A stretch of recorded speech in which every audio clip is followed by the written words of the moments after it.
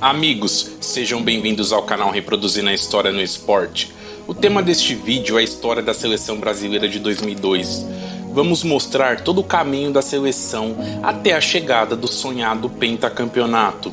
Mas antes de eu contar como este ciclo vitorioso se desenhou, se você não é inscrito em nosso canal, se inscreva já. As suas inscrições e as suas curtidas são muito importantes para o nosso crescimento. Desde já, conto com a sua ajuda. Logo após a Copa de 1998, com o vice-campeonato diante da França, Zagallo saiu do comando da seleção brasileira e quem assumiu foi Vanderlei Luxemburgo. E o primeiro desafio oficial foi a Copa América em 1999, no Paraguai. O Brasil caiu no grupo B, com México, Chile e Venezuela. No primeiro jogo, o Brasil fez 7-0 na fraquíssima seleção da Venezuela. No segundo jogo, vitória por 2-1 contra os mexicanos. E no terceiro jogo da primeira fase, vitória de 1-0 sobre os chilenos. Nas quartas de final, vitória de virada sobre a Argentina por 2-1. Na semifinal, nova vitória sobre os mexicanos, desta vez por 2-0. E na final, vitória sobre o Uruguai por 3-0. E Vanderlei Luxemburgo começava assim com o pé direito na seleção.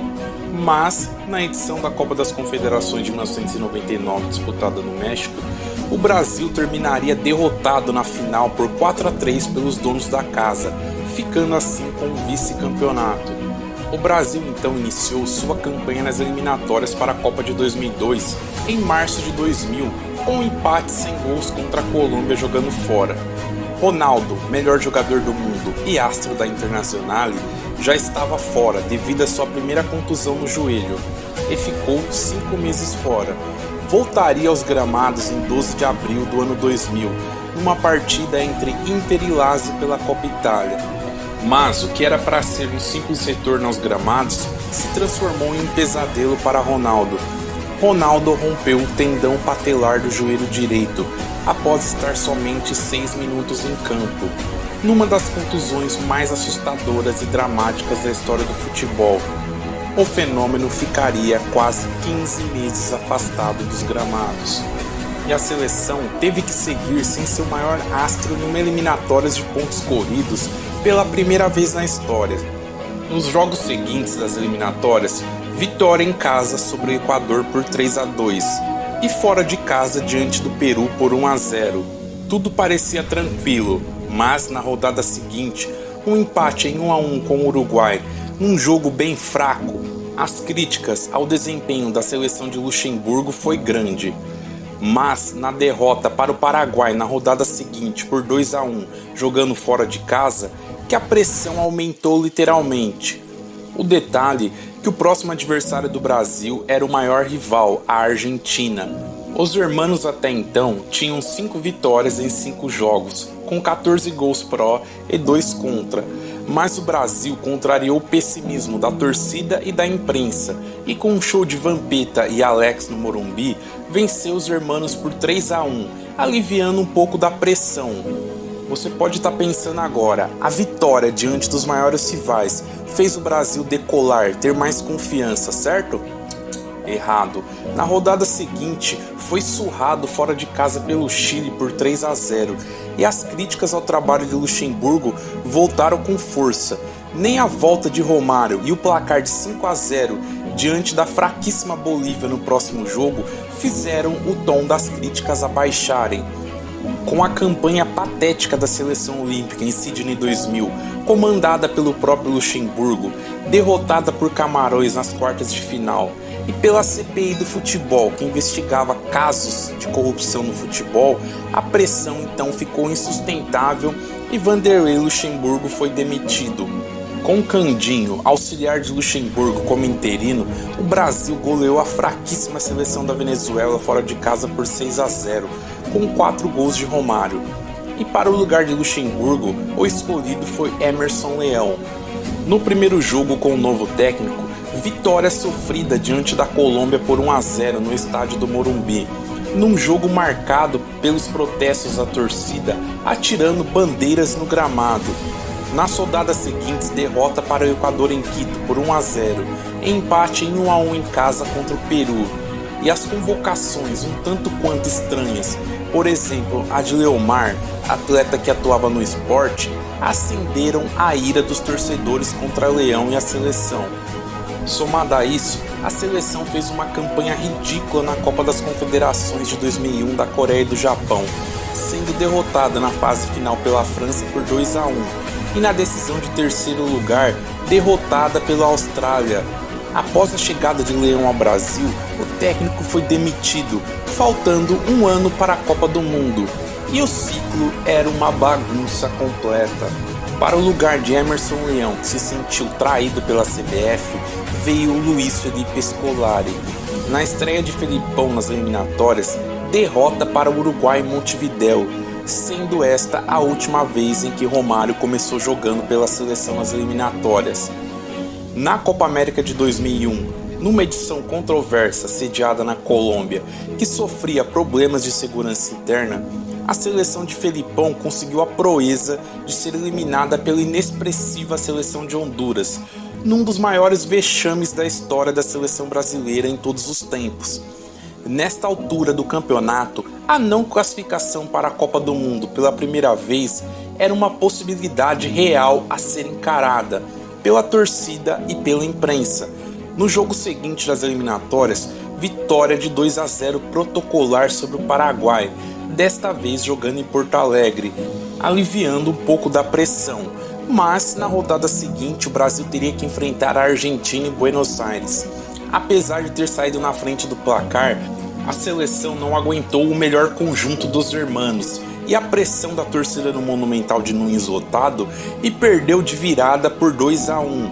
E tome críticas a Scolari, e os pedidos pela convocação de Romário aumentaram ainda mais.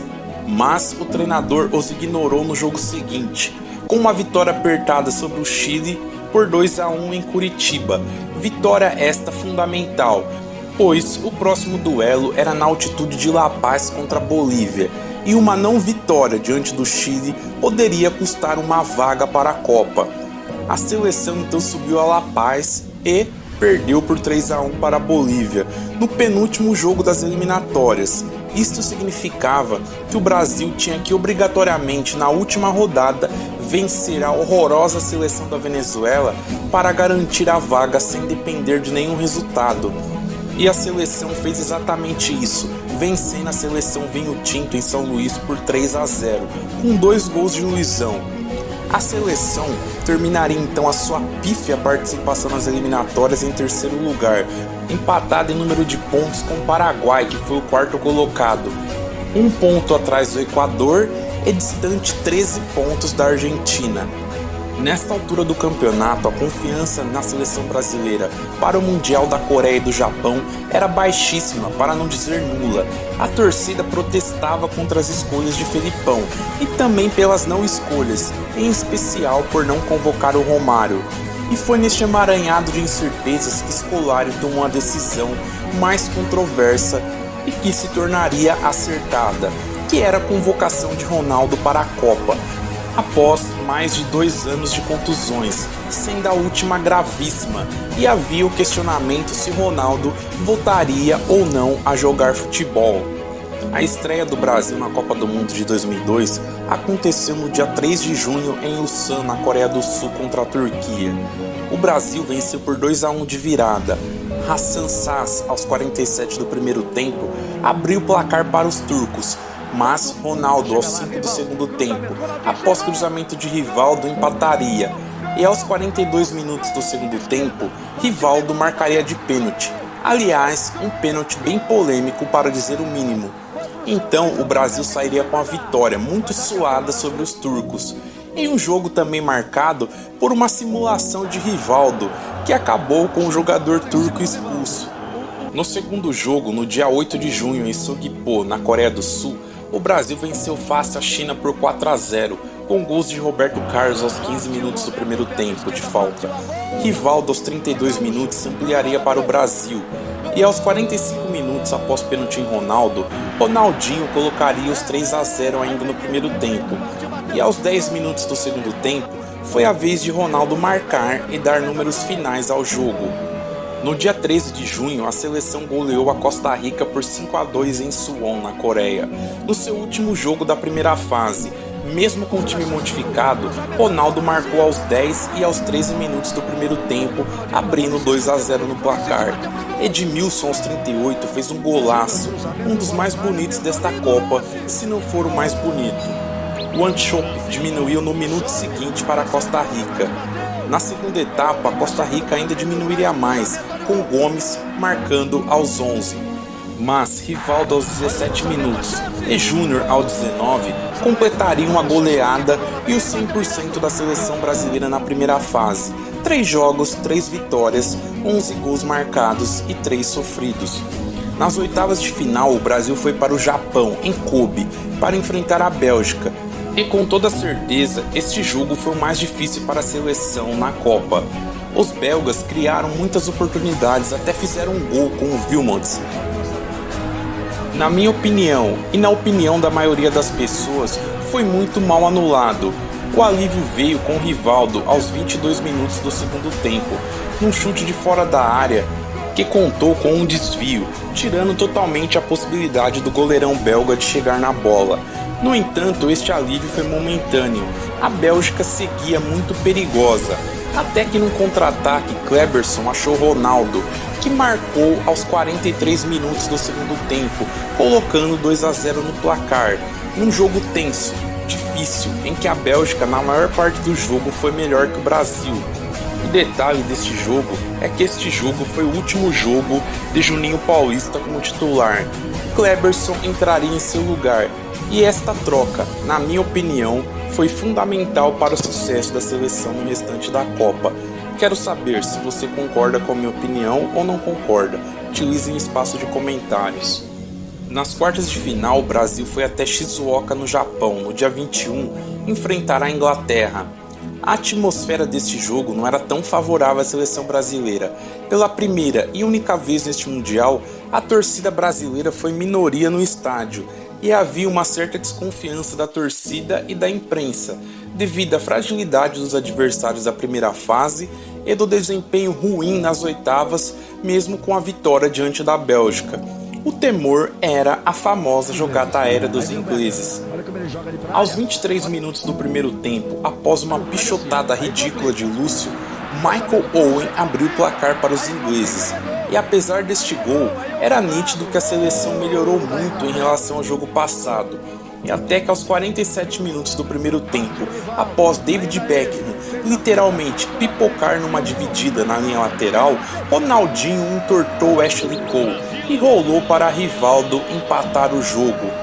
Na volta do intervalo, aos 5 minutos, Ronaldinho Gaúcho de falta poria o Brasil na frente do placar, um dos gols mais enigmáticos da história da seleção em Copas do Mundo. Chutou ou cruzou? O mesmo já disse várias vezes que chutou direto. O que você acha? Comenta aqui também. Ronaldinho, de herói, quase foi vilão ao ser expulso aos 12 minutos após uma entrada por cima em Mills. O Brasil então deu a bola para os ingleses e se segurou bem, garantindo assim a passagem para a semifinal. A partir daí, a confiança da torcida e da imprensa pelo Penta aumentou bastante, de título improvável antes da Copa para uma quase certeza do Penta após a vitória sobre os ingleses. Na semifinal, no dia 26 de junho, o Brasil teria um reencontro com a Turquia, desta vez em Saitama, no Japão. O Brasil estava sem um dos 3 R's, o Ronaldinho, suspenso pelo cartão vermelho recebido no jogo passado. Após um primeiro tempo de superioridade brasileira, Ronaldo, aos 4 minutos do segundo tempo, de bico, meteu no canto esquerdo do bom goleiro turco Rustu, fazendo assim o único gol da partida, classificando a seleção brasileira para a final. A cena que mais chamou a atenção neste jogo foi esta de Denilson sendo perseguido por vários jogadores turcos na linha lateral. Em sua terceira final seguida de Copa do Mundo, o Brasil teria a Alemanha de Oliver Kahn. O detalhe é que as duas maiores seleções de futebol de todos os tempos, ao longo do século XX, não se enfrentaram nenhuma vez sequer em Copas. E logo na primeira Copa do século XXI, fariam a final no estádio de Yokohama, no Japão. Era a chance de Ronaldo, Rivaldo, Cafu e Roberto Carlos se redimirem daquela trágica final de 4 anos atrás. Era a chance de Ronaldo fechar de maneira apoteótica a Copa do Mundo, num roteiro hollywoodiano daqueles bem clichês, após anos de luta contra lesões gravíssimas. E foi exatamente isso que aconteceu. O Brasil, durante o primeiro tempo da final, foi muito melhor que a Alemanha, desperdiçou várias oportunidades com Ronaldo e Kleberson. Em um chute do volante, a bola acertaria o travessão de Oliver Kahn, e nos últimos ataques, Kahn defenderia um chute de Ronaldo a queima-roupa. O Brasil, na minha opinião, poderia já ter saído com uma vantagem no primeiro tempo. No segundo tempo, a Alemanha voltou mais organizada e deu menos espaços na defesa e passou a incomodar mais o Brasil. No começo do segundo tempo, Neuville bateu uma falta de longe e Marcos espalmou, e a bola explodiu na trave brasileira. O Brasil era claramente um time superior à Alemanha, era bem evidente isso, só que o jogo nesta altura estava muito confortável para os alemães, até que Ronaldo, aos 22 minutos, após perder a bola e insistir na marcação, retomou-a novamente, tocando para Rivaldo e chutou no meio do gol, mas o goleirão Oliver Kahn bateu roupa e falhou. Ronaldo então empurrou para as redes, fazendo assim 1-0 para o Brasil. O detalhe é que a FIFA, de maneira um tanto quanto burra, deu o prêmio de melhor jogador do Mundial a Oliver Kahn. Só que antes da final, e por ironia do destino, o paredão alemão, sim, o paredão, para quem é mais jovem e não viu a Copa, ou para você que esqueceu, o Oliver Kahn era um tremendo goleiro, mas o paredão ruiu na final. E este gol deixou o Brasil numa posição mais confortável no jogo, pois a Alemanha teve que sair para o jogo e deixando assim espaços para o contra-ataque brasileiro. E foi no contra-ataque, aos 34 minutos, que Kleberson tocou para Rivaldo, e num corta-luz genial deixou para Ronaldo, e o fenômeno tocou no canto esquerdo do goleirão Oliver Kahn, sem chances desta vez, e o Brasil corria 2-0 no placar. Ronaldo fez o seu 8º gol, sendo artilheiro da competição. A Alemanha então partiu para o desespero e Marcos salvaria num chute de Bierhoff. Depois deste pequeno susto, foi só esperar o apito final e comemorar o pentacampeonato. O Brasil assim se tornou a única seleção pentacampeã mundial de futebol, feito que permanece até hoje. De quebra, exorcizou o fantasma de 98 e viu uma história, como eu disse anteriormente, hollywoodiana, de superação do seu principal jogador, o Ronaldo. Luiz Felipe Scolari teve méritos em transformar um grupo de jogadores contestados, metralhados pela mídia e pela torcida em uma família, a família Scolari. Felipão acertou principalmente, a gente falando 20 anos depois, em apostar em Ronaldo, que voltava de lesão gravíssima, contra tudo e contra todos, e também com o Romário literalmente voando. Rivaldo, para muitos, apesar dos 8 gols de Ronaldo, foi o melhor jogador da seleção nesta Copa. Na minha humilde opinião, o Brasil não seria campeão mundial sem Rivaldo e não seria campeão mundial também sem Ronaldo. Portanto, na minha opinião, os dois tiveram a mesma importância na campanha. Ronaldinho jogou uma boa Copa, principalmente no jogo contra a Inglaterra, que este foi fundamental, e Kleberson mudou a dinâmica da seleção quando assumiu a titularidade. Foram 7 vitórias em 7 jogos em uma campanha irrepreensível. Estava esquecendo de certos detalhes peculiares desta Copa. Os jogos foram de manhã e na madrugada aqui no Brasil, tornando a experiência de quem vivenciou esta campanha inesquecível. E o Brasil também ganhou uma Copa do Mundo jogando com 3 zagueiros, no 3-5-2, algo não muito comum para o futebol brasileiro na época. Se lembra de mais algum detalhe daquela seleção, da campanha do Brasil, dos jogos, utilize o espaço de comentários. Se você chegou até aqui, se inscreva no nosso canal, acione o sininho das notificações e dê um like neste vídeo. Desde já, muito obrigado a todos e vejam também nossos outros vídeos das campanhas de 82, 94 e 98 e até o próximo vídeo.